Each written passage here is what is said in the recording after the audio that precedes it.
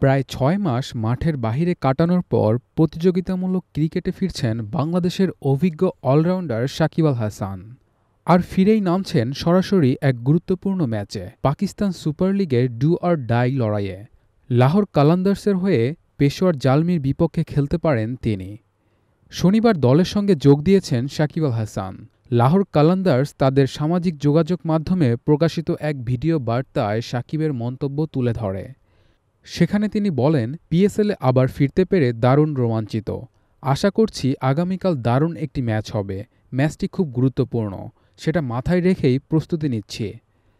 দলের চোটাক্রান্ত ড্যারেল মিচেলের পরিবর্তে স্কোয়াডে যুক্ত করা হয়েছে সাকিবকে। তবে শুধু মিচেলই নন, বিভিন্ন কারণে লাহোর দলে নেই আরও বেশ কয়েকজন গুরুত্বপূর্ণ খেলোয়াড়। রাজনৈতিক অস্থিরতায় বিদেশি ক্রিকেটার ডেভিড ভিসা ও স্যাম বিলিংস টুর্নামেন্টে ফেরেননি। অনুপস্থিত রয়েছেন বাংলাদেশি লেগ স্পিনার রিশাদ হোসেনও। ফলে স্কোয়াডে এসেছে বড় ধরনের পরিবর্তন। এই সুযোগেই প্রতিযোগিতামূলক ক্রিকেটে ফিরছেন সাকিব, যিনি সবশেষ খেলেছেন ২০২৪ সালের নভেম্বরে। তার সঙ্গে দলে যোগ দিয়েছেন শ্রীলঙ্কার ব্যাটার ভানুকা রাজাপাকসে, যিনি জানুয়ারির পর আর মাঠে নামেননি।